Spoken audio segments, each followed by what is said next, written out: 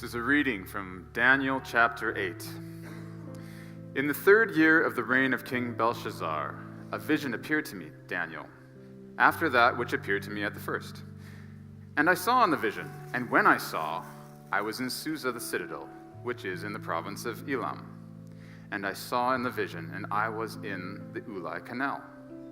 I raised my eyes and saw, and behold, a ram standing on the bank of the canal. It had 2 horns, and both horns were high, but one was higher than the other, and the higher one came up last. I saw the ram charging westward and northward and southward. No beast could stand before him, and there was no one who could rescue from his power. He did as he pleased, and became great. As I was considering, behold, a male goat came from the west across the face of the whole earth, without touching the ground. And the goat had a conspicuous horn between his eyes. He came to the ram with the 2 horns, which had seen standing on the bank of the canal, and he ran at him in his powerful wrath. I saw him close to the ram, and he was enraged against him, and struck the ram and broke his 2 horns. And the ram had no power to stand before him, but he cast him down to the ground and trampled on him, and there was no one who could rescue the ram from his power.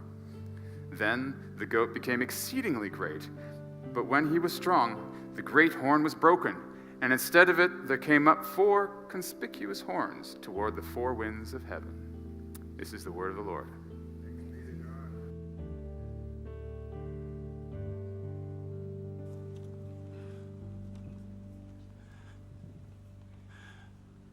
Put the slide up, Michaela.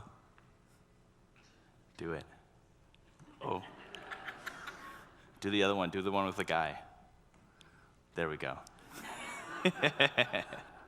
Hey, I didn't clear this with the producer, but we're gonna try something a little bit different this morning. I don't know if any churches have done this before. We're gonna do open mic interpretation. We're just, if you feel like you know what this means, just come up and we'll just hear from you for an hour. Yeah, if anyone has any ideas. Thankfully, we're going to get there. The interpretation for this vision actually appears in the text. So before you get a little, we're going to get there. My name is Ryan. I'm the family director in this community called The Meeting Place. And if you have a Bible or a device, it might be easier for you this morning if you turn to Daniel chapter 8. Okay, we're going to stay in Daniel 8, but it might be nice if you have the text in front of you. Daniel 8. We've been in this series. It's called Culture Clash, and we're going through this book. And if you're like me and you grew up mostly unchurched, when church people talk about the book of Daniel, you have one image in your brain, and it's like this cartoon lion's den with really friendly, smiling lions. Like, that's the book of Daniel. And then you grow up, and you become a Christian, you give your life to Jesus, and you decide to read the Bible, and you find out that the lions are like one chapter, and then the rest of the book has you feeling like this guy. You're like, this is crazy, like literally apocalyptic stuff. But we're big kids now, right? So we're going to go through this together. We're going to get into this. Before we do, though, I want to acknowledge something. I always do this, but I think it's really important to remember, especially when we're reading passages like Daniel chapter 8, and that is that the Bible is a book. It's a collection of books. Right, the primary means through which God has revealed himself to us is literature, right? It's words on a page. These words were divinely inspired by the Holy Spirit, and they were written for us, but they weren't written to us. Are you with me? The revelation we draw from the Bible, from this story, has to account for the historical and cultural context from which these words were written. There was an original author and an original audience, neither of whom was you nor I. This is really important because, listen, we've already read this morning, and we're going to read about rams and goats, and we're going to start to think, I know a ram. Like, I know a goat. I see those guys on the news. Oh yeah, the goat, that's this politician. Oh, the ram, that's this country.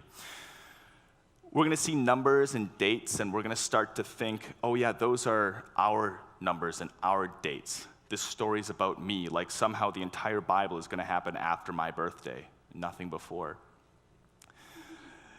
Every generation has done this, by the way. And listen, I'm not discouraging taking time to think about and interpret these texts. I just want to start this morning off by encouraging a humility that allows God's story to be about God and not us. When we take a moment to appreciate the context that God chose to reveal himself to a people at a time in a culture, we allow ourselves to draw closer to the God of the universe who still reveals himself today by his Spirit and through the stories he tells, like the story of Daniel. Every chapter, paragraph, sentence, and word, it illuminates meaning. Are you with me? A few weeks ago, Scott Marble, Scott, you're here this morning. Where'd you go? Give a little woo. Nice, thanks, dude. You're so cool, dude. You're so smart, too. Scott gave us some handrails, right? And I don't know if husbands, if you are a husband, I don't know if you have this experience, but like when I drive our vehicle, I think I'm a safe driver, but my wife, Laura, feels the need, like she's got some handrails in the car. You know, I don't know why they're there. I don't know why, like, we keep Japanese, German, whatever your car is, like, we all have this consensus that we need a handle for the wives, I guess. We need some handrails because it's going to get, like, Daniel gets a little crazy. And so the first handrail that Scott pointed out to us is that the first half of Daniel, so when you're reading Daniel, is primarily an account about Daniel and his friends. And then the latter half, chapters 7 to 12, is a description of the visions of Daniel. And so over the past month, we've been engaging the story of Daniel from the third person, and now we're revisiting those same stories, but we're taking an intimate look at Daniel's own visions, which were occurring the whole time. And so just to be clear, the first half of Daniel is narrative literature. The authors are telling a historical story, and the second half is apocalyptic literature, apocalyptis. Ellipsis. It's an unveiling that gives us a glimpse into what's really going on in the story and what's to come. Okay, another handrail that Scott gave us was to note and pay attention to the use of language in Daniel. And I don't just mean like the kinds of words they're using, but literally like what languages are they writing in. The beginning of Daniel, written in Hebrew, is the language of Israel, tells the story of Daniel and his people being taken into exile from their homeland. And then chapters 2 through 7 are written in Aramaic. That's the language of the Babylonians. They tell the story of Daniel and his friends as they live during exile. And now coming back to Hebrew, we begin to receive a revelation of how God is going to bring his people out of exile and free them from captivity. So in this sense, the languages of this text give us insight into the deeper meaning that was put there intentionally by the authors. When we're reading Hebrew, we're leaving home or returning to it. When we're reading Aramaic, we're experiencing a culture clash in exile. Okay, Daniel 8, our text for this morning, is written in Hebrew. And so this is a vision of how God will rescue his people. In the 3rd year of the reign of King Belshazzar, a vision appeared to me, Daniel. So Belshazzar is king, which means that this vision came sometime before his death.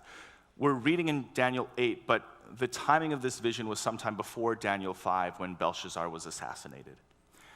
We're getting an inside perspective of Daniel's experience during this time. He says, I was in Susa, the citadel, in the province of Elam, and I was at the Ulai Canal. Now, if you're a history buff, you'll know that Susa is this fortress city that later became a capital of the Persian Empire. And so Daniel's given this vision where he looks up and he finds himself in the future of Persia, who would later become Israel's oppressors. And he looks up and he sees a ram standing on the bank of the Ulai Canal. It had 2 horns. Both horns were big, but one horn was bigger than the other, and the bigger one came up after the smaller one. And then coming in from the west, Daniel sees a goat fly across the land with just one horn coming out between its eyes. And this flying goat slams into the ram and breaks both of its horns. No one comes to the ram's rescue, and so it's defeated. And in verse 8, the goat becomes exceedingly great. But its great horn is eventually broken, and its place comes 4 more horns out of the great horn. Put the slide up again, Michaela. Oh, go to the guy. There we are. How are we feeling? Here's the thing. Passages like this can make us feel like this guy, We're talking about giant rams and flying goats and splitting horns, and it all might sound like a fever dream. Here's the good news. This vision, put up the goat, there we go. This vision, though perhaps unclear to us modern readers, would have been as clear as a political cartoon for Daniel's ancient audience. And here's what I mean by that. Lord help me. Trying to find a non-political political cartoon, a non-offensive one.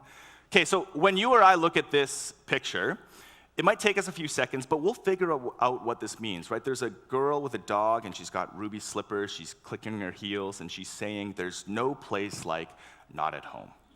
Right? That's Dorothy, Wizard of Oz. We watched that movie. Maybe you read that book. There's a pile of toilet paper and hand sanitizer in the back, and so we know that she's just gotten back from a 3-hour trek at Costco. She's gone to war in that lineup. She's run the gauntlet to the toilet paper section. She's got a calendar on her wall, and she's been counting the days since March. And it's like, oh yeah, we did that. This is COVID-19. Everyone in this room and our modern world understands this cartoon because we all shared a cultural moment where we experienced the same longing that Dorothy shows in this picture. We get this. This is our culture. We're the intended audience. 2,500 years from now, no one who isn't a historian is going to understand anything about what this means. Like, who is this girl? Why are her slippers red? What's in those jars? What's that paper in the back? Like those rolls of paper? Was that before we had AI to wipe our butts? We're praying. Like a bidet that just knows, you know? Just gets you. No double checks. What does it mean to be like, there's no place like not at home? So they won't get it, right? 100 years from now, they're not going to get it. Just like we don't immediately get what's going on with Daniel's vision of a ram and a goat, but the ancient audience got it. It was clear to them, and here's why. Some of you will know this. In ancient Mesopotamia, astrology was a central part of their cultural worldview. And this wasn't just like a horoscope or something that you put in your Instagram bio, like, I'm Cancer, you know. That's dumb, by the way. In this ancient world, if I could like just pastorally say it's dumb. In the ancient world, constellations were more than this, right? They're associated with gods, and these were patron deities for entire nations. And wouldn't you know it, Persia is the nation that falls under the authority of Ares. There we go, that's a cute photo. The ram constellation. And so you've got this ram, Ares, Persia, who has 2 horns. There's a small one and a big one. It's weird to us. But the ancient world would see 2 kingdoms ally, the Medes and the Persians. And the Persians came to the alliance later on, but they would eventually grow to be much larger than the Median kingdom. So the second horn grows larger. Now, this ram is thrashing about, so it's conquering nations, and a horned goat flies in from the west. And if we were ancient people, we'd be like, oh yeah, that's Capricorn. That's the constellation of Syria. Now again, if you study history, you'll know that Syria would become a central hub for Alexander the Great and his Greece. And so in this ancient political cartoon, Daniel sees the kingdoms of Persia conquering the land, and then this unstoppable force comes flying in from the west and takes over. So you see how clear it is to an ancient audience? Now there is more here. I do want to highlight this little horn in verse 11 if you're following along. There's a little horn that becomes great, even as great as the prince of the host. And so we get this vision, right, of kingdoms coming up against each other, growing greater and greater, until eventually this one guy, this one ruler, decides to challenge the prince himself. And we have to understand that when ancient kingdoms went to war, they saw their gods going to war with them. So what we have here is a battle of the gods.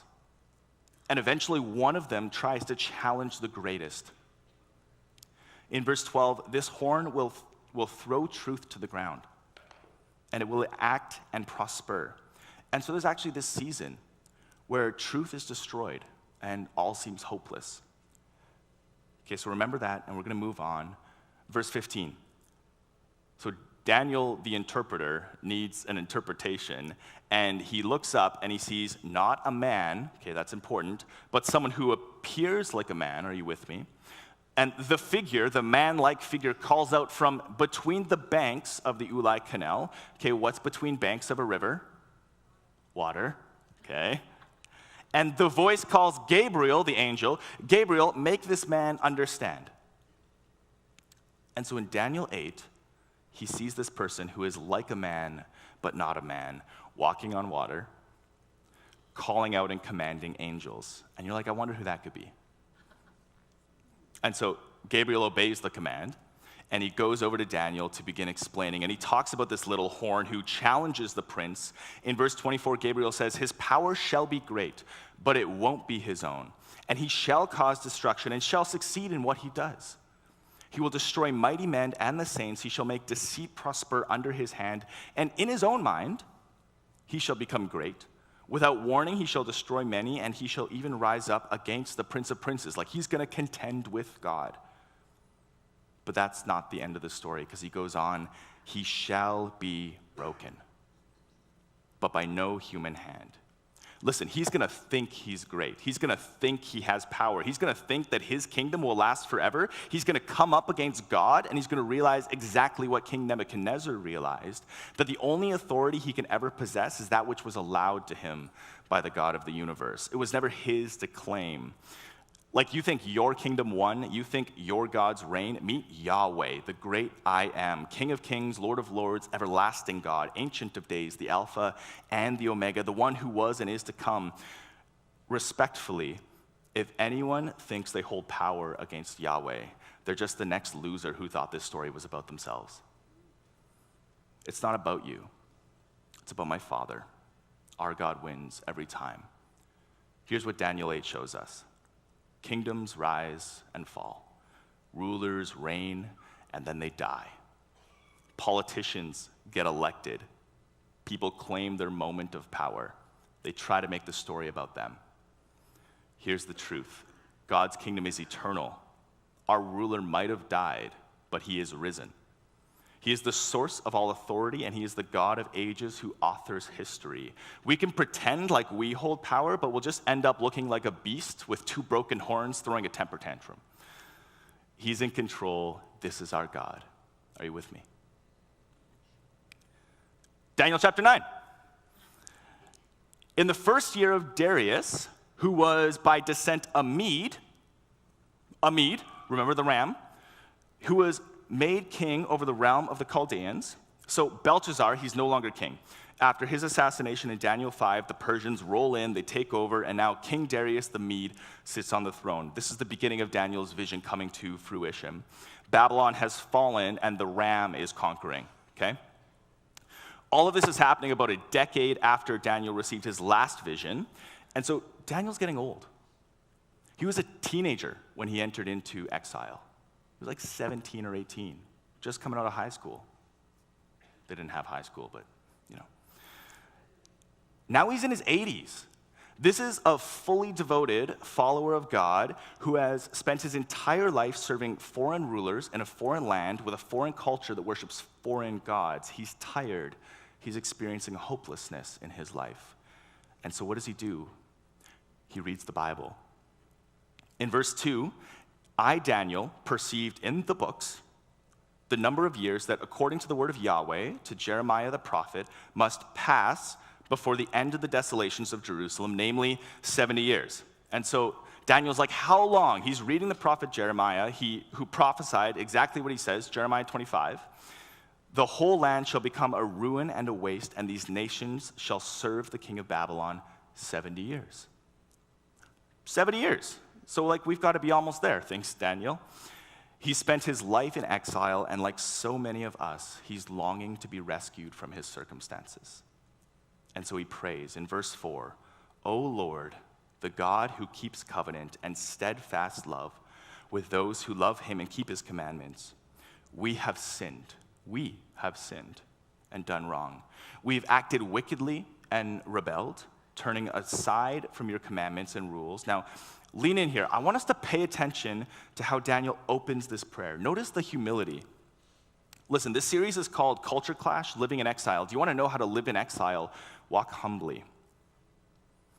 Daniel was a man who had every excuse to throw himself a pity party, right? He was forced to work for the government that oppressed his people, pressured constantly to forsake his faith, thrown into a lion's den when he wouldn't. He's growing old in a foreign land, and Daniel could have just played the victim. He could have just pretended like he was a martyr. He could have screamed persecution. Church, I don't want to be the church who cries persecution. There's probably a lot of modern evangelicals who would have done just that, like, Lord, deliver me from this persecution. It's what Daniel could have said, but he could have just looked outward at all he had endured and all that was wrong with his life, and he could have assumed that he didn't deserve it, but he doesn't do that. He turns and he faces towards God. He looks at himself and his people, and he says, you were right, God. We were wrong. You kept your promise. We broke ours. In verse 14, Yahweh has kept ready the calamity and has brought it upon us. For Yahweh our God is righteous in all the works he's done. He's righteous. And we have not obeyed his voice. God keeps his promises. Israel knew the consequences of their sin, and now Daniel is acknowledging on their behalf that God was right to punish them. He's representing his people in repentance as he comes before their true Lord, and he says, our God was righteous to judge us. Now, righteous is that word that I think is mostly understood as moral purity. Like if you're righteous, you don't sin, or you're just like a good person. The Hebrew word for righteous is tzaddik. Say tzaddik. Tzaddik. Yeah, it's a T and S there, and the T and the S kind of make a zzz, tzaddik. And it's a relational word. Okay, it's not just about purity, it's a relational word that means to act rightly toward another. And so God is righteous when he keeps his promise to punish Israel by using the kingdom of Babylon as a means for discipline. He's doing the right thing because he's doing what he said he would. And here's what's interesting. In verse 16, Daniel prays again. He says, O Lord, according to all your righteous acts, so again, righteous, let your anger and wrath turn away from your city, Jerusalem. And so here again, Daniel is referencing God's righteous acts, but this time he's petitioning for mercy, not judgment. In verse 14, God's righteousness is cited as an affirmation for his judgment, but now in verse 16 that same righteousness is being called upon for the sake of forgiveness. And Daniel can do this, right? He can make this seemingly dichotomous plea because he knows the story of our God. He knows that our God is the kind of God who does right by others. He punishes evil. He disciplines disobedience. And he delivers people into the consequences of their own actions. He's also the kind of God who forgives sin, who has mercy for the disobedient. And he rescues people from slavery even when they're the ones who put the chains on in the first place. God is right to judge. God is right to forgive. It's who he is. He's righteous. So Daniel's in the middle of this prayer, appealing to God's righteousness on behalf of his people. And in verse 20, he writes, while I was speaking and praying. So before I could even finish, before I could even say amen and just, get up from my knees, he gets interrupted. Verse 21, the man Gabriel, whom Daniel says I had seen in the vision before, came to me in swift flight. He's going fast. He rushed over to me, and what did Gabriel say? O Daniel, verse 23, at the beginning of your pleas for mercy, so from the moment you started talking, like you just opened your mouth and you said, hey, God, a word went out, we heard you, and I have come to tell it to you, don't miss this. The first thing he says is, you are greatly loved. You are greatly loved. Church, if you're feeling like you're waiting to hear a word from God, would you hear this? You are greatly loved. Here's why this is powerful. We're not going to go there now, but if you keep reading in this chapter, you'll see a heading. It says like 77 weeks. Gabriel tells Daniel that this exile is not going to end. It's going to go longer than he expected because Israel's disobedience is continuing. Most likely, Daniel died in a foreign land. He did not experience rescue. That's his story. But you were greatly loved. God says, Daniel, listen, it's been hard. It's been a hard life, dude. It's going to keep being hard. But my son, from the moment you opened your mouth to talk to me, my ears perked up and I sent someone ASAP so that you would know that you are not alone. You're greatly loved. It's like, I can't even tell you anything else. We can't even get to the interpretation of this vision. Like, that's a big deal. We can't even get there until you know you're greatly loved. I see you. I see your faithfulness. I see your suffering. I understand it. I join you in it. Would you trust me? Trust him. You are greatly loved. Listen, there's a few hundred of us in this room and online right now. So I don't know all your stories. I don't know your circumstances. I don't know what all of you have been praying for. I don't know what your longings are. Some of us feel closer to God than ever. Others feel like he was never there in the first place. Can I submit to you, as someone who serves the God of Daniel, you are greatly loved. Sisters and brothers, we are children. When we pray to our dad, he's excited to listen. If you feel like you can't hear him, just hear this again now. You are loved. It's been hard, and it might stay that way. You're longing for rescue, but here's what we know. This won't be the end of our story. Our current circumstances are not the end of the story because we're not the authors. We have a Father who loves us, who is righteous, who redeems, and he wins every time. So I want to close this morning with a quote from the author Daniel Strange, and unfortunately, he's not a doctor. I wish he would get his PhD. And he could just be Dr. Strange. Daniel has this, or Mr. Strange, pardon me, has this book called Plugged In. I would recommend it to any of, youth, young adults, adults alike. It's called Plugged In. It's about cultural engagement. He says this, he's thinking about culture. He says, culture is the stories we tell that express meaning about the world. Okay, so culture, you want to talk about culture clash, culture is the stories we tell. When cultures clash, it's because conflicting stories are being told. As followers of Jesus, we have a story to tell. Don't we say that? Share his story. And so each day when we step into our world, we engage a cultural narrative that clashes with the story of God's kingdom. And so how do we engage in a culture clash?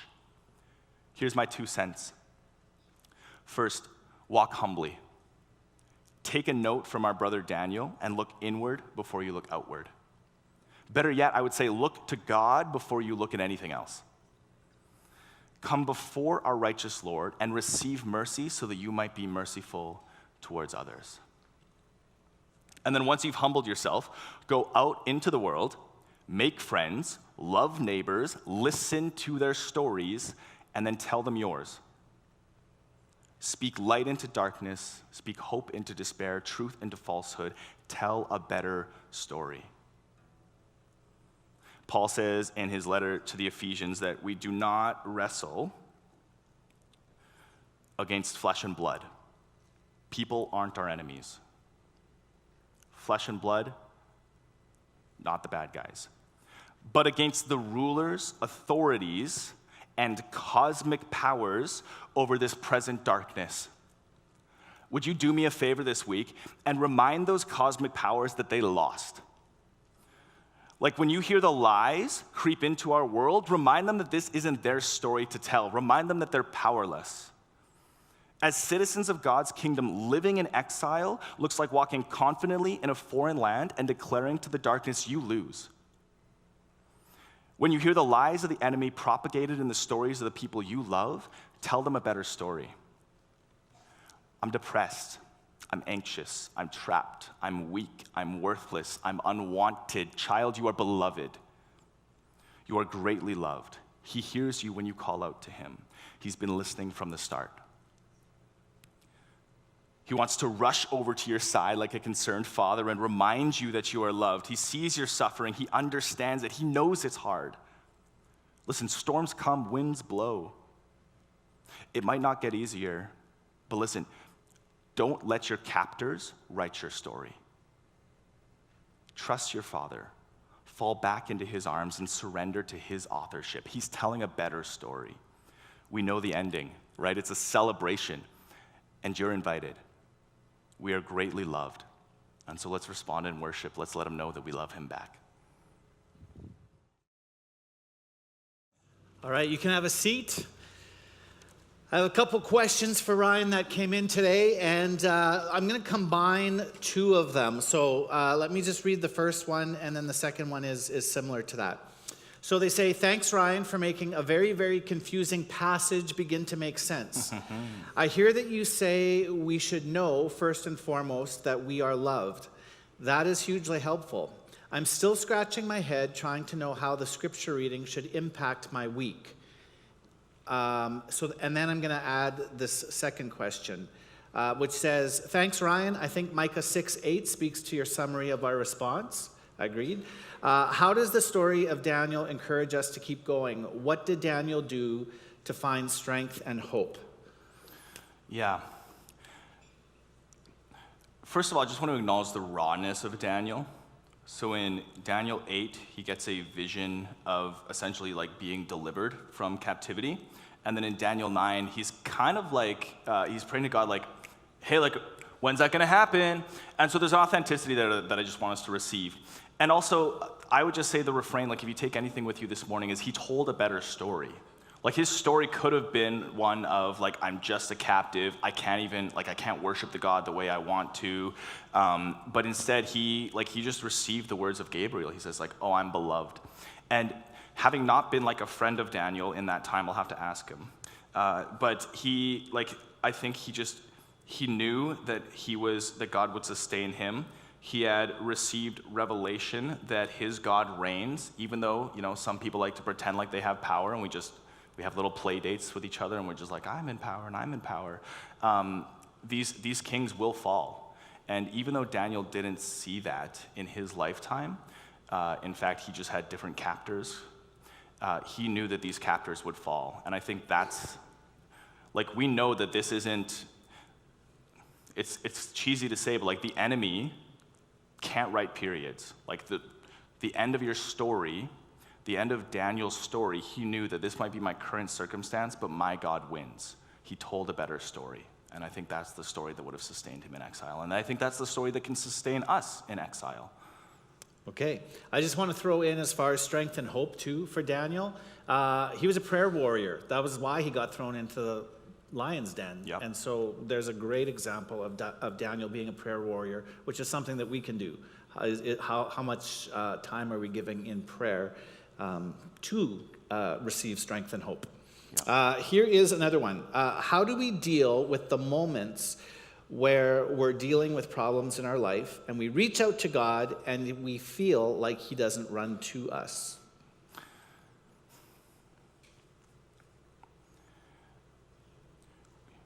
We're going to want to answer our questions on behalf of God. And so when you come before God, you might have a desired outcome of like, if God works, it will look like this. If my prayers are answered, it's going to look like this. And it's going to take about this amount of time, and I'm going to be able to see it. And I would just say that exactly what we see in Daniel is that in the waiting, we know that the default answer is that you are greatly loved. And so it's like, if you feel like you're not hearing from God, if your circumstances aren't changing, it's hard, it's going to keep being hard, but you know in the meantime that you are greatly loved. We don't know what to do with suffering in our world. I don't know if I've heard like a really bulletproof, compelling answer to what about suffering, but we know that the reason for suffering isn't that God doesn't love us, because Jesus stepped into our suffering. And so when you don't hear from God, is what I'm hearing in this question, know that the default answer is that you are greatly loved. And so in the waiting, we know that he's listening. And he's been listening the whole time. Yeah. Waiting is hard. Yeah. Okay, thanks, Ryan. I'm supposed to mention something to you. Should I whisper it to you? Yeah, well, my mic's on this side. Go here. Cheers. Oh, yeah, I'll do it. Yeah. I'll say that now. Before I close us this morning, at about 6:30 p.m. this evening, our main sanctuary is going to turn into a laser tag arena.